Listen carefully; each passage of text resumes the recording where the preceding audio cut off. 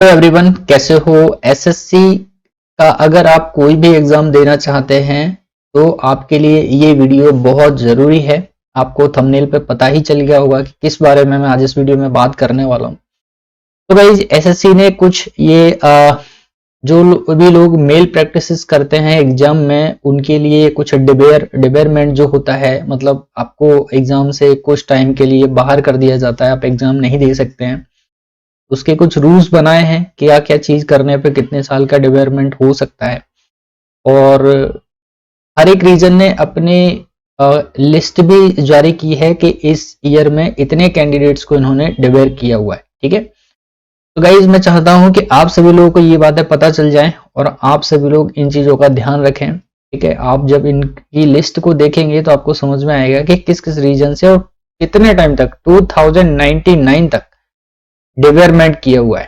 ठीक है, तो आइए मैं आपको बता देता हूँ। पहली चीज, ये एसएससी ने एक नोटिस निकाला था जो 1 जून 2018 से इफेक्टिव था, जिसमें ये बोला था कि अगर आप एग्जाम हॉल से कोई भी चीज बाहर लेके जाते हो, अगर आप एग्जाम में गए हो तो आपको 2 साल के लिए बाहर किया जा सकता है।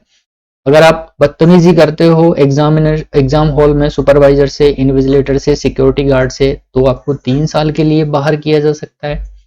अगर आप एग्जाम रोकने के लिए कुछ करते हो, ठीक है, और अगर दूसरे स्टूडेंट को भड़काते हो तो भी आपको 3 साल तक की डिबेयरमेंट मिल सकती है। आप कोई गलत जानकारी फैलाते हो, उसके लिए आपको 3 साल के लिए यहाँ पर प्रोविजन रखा है। किसी से अगर आप सपोर्ट लेते हो, इन्फ्लुएंस लेते हो, ठीक है, गलत तरीके से एग्जाम में मतलब नकल करते हो, तो भी 3 साल के लिए आपका डिबेयरमेंट है। अगर आप मोबाइल लेके पकड़े गए, ठीक है, स्विच ऑफ या स्विच ऑन, तो 3 साल के लिए यहाँ पे आप देख सकते हैं।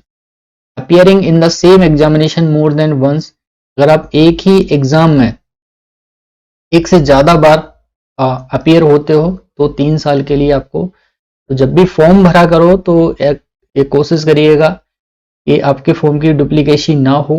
ठीक है, और taking examination by candidate who is on examination duty in the same examination, तो भी आप देख सकते हैं कि 3 साल का डिबेयरमेंट है।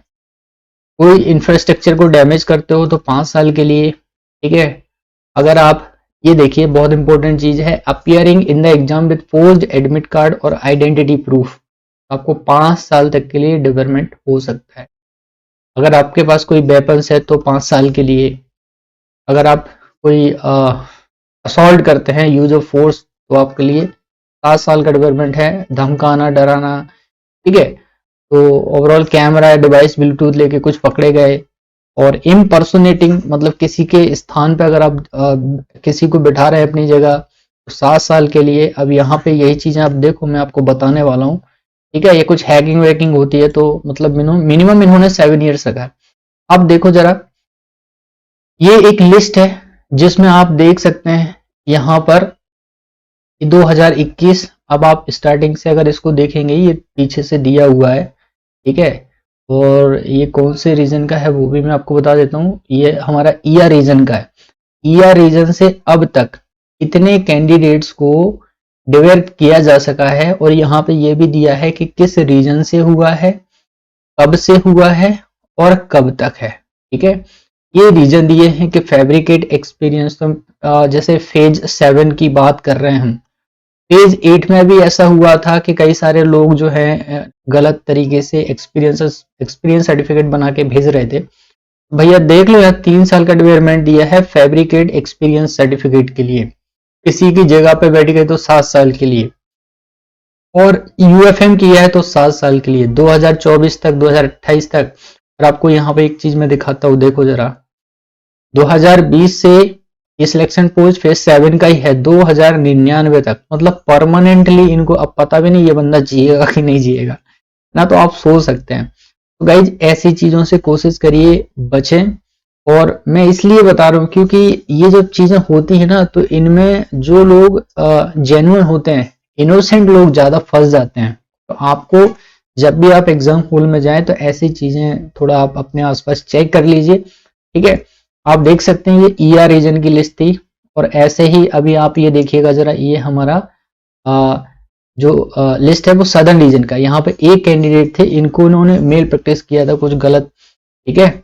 और एमटीएस एग्जाम में 2016 का ये है, इनको 2020 तक के लिए अब ये एग्जाम दे सकते हैं 21 और 22 के। और इसके बाद फिर से ये देखो जरा, ये हमारा जो लिस्ट है आई थिंक ये के रीजन का है, ठीक है। सो आप यहाँ पे देख सकते हैं कुछ ये अभी के, देखो जरा ये 2022 तक, मतलब 2021 के जितने भी एग्जामिनेशन है वो ये लोग नहीं दे सकते, ये सीएचएसएल वाले हैं। जीडी में कुछ ज्यादा ही धांधली हुई थी, ये देखो सुनने में भी आया होगा आप लोगों को। सीजीएल भी है, सीएचएसएल भी है, सीएचएसएल में तो काफी कुछ ज्यादा रहता ही है, सीपीओ में भी देखो जरा कितना सारा है, ठीक है। तो गाइज अब इसके बाद देखो जरा दूसरी हमारी लिस्ट है, थोड़ा मैं आपको जूम करके दिखाता हूँ, जूम करेंगे तो आप थोड़ा देख पाएंगे, ठीक है। नहीं तो ये सारी मैं टेलीग्राम चैनल पर शेयर कर देता हूँ, तो आप वहां से देख लीजिएगा। और ये हमारा जो लिस्ट दिया हुआ है ये है, तो आप देख लो यहाँ पे कब से कब तक का मैं आपको पीरियड बता देता हूँ। रोल नंबर दिया है 2022, ठीक है। अब ये सीएचएसएल एमटीएस में देखो कितना ज्यादा यहाँ पर, तो आप देख सकते हैं, मतलब ये चीजें रीजन भी मेंशन किए हुए हैं। और हमारा एक जो लास्ट के रीजन का ये दिया है वो किसी और रीजन का था। फेक डॉक्यूमेंट्स दिए हैं, है ना, कांस्टेबल जीडी में CHSL found position of pen drive in the examination hall. या याद रखना अपने पॉकेट में गलती से कोई भी चीज, देखो टाइम खराब होता है तो पता नहीं कब क्या हो जाए, है ना, इसलिए इन चीजों का ध्यान रखें। जितने भी लोग अभी सीजीएल मेंस देने जा रहे हैं या फिर हमारे जो फेज 9 वाले स्टूडेंट्स होंगे, भाई आप सभी लोगों के लिए, कुछ लोग नए हैं जो पहली बार एग्जाम दे रहे हैं, इन चीजों का जरूर ध्यान रखिए आप सभी लोग। और मैं यही विशेष करूंगा कि आप सभी लोग एग्जाम में अच्छा करके आए हैं, जल्दी आप लोग के एडमिट कार्ड्स आ जाएंगे। और कोई अपडेट आएगी तो तुरंत मैं आपको शेयर कर दूंगा। बने रहिए हमारे साथ, सब्सक्राइब कीजिए, शेयर कीजिए और लाइक जरूर कीजिए हर एक जेन्युइन इन्फॉर्मेशन के लिए।